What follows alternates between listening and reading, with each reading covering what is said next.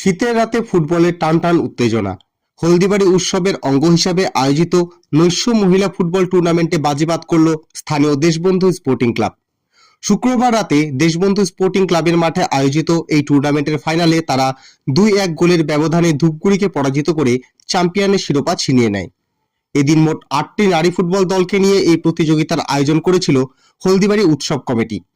Knockout পর্যায়ের খেলা শেষে ফাইনালে মুখোমুখি হয় দেশবন্ধু স্পোর্টিং ক্লাব ও ধূপগুড়ি।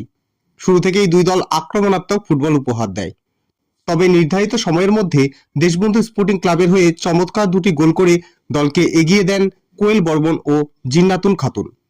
ধূপগুড়ি একটি গোল শোধ দিলেও শেষ পর্যন্ত হার মানতে হয় তাদের। ফাইনাল খেলাকে কেন্দ্র করে শুক্রবার রাত থেকেই মাঠে ছিল দর্শকদের উপচে পড়া ভিড়।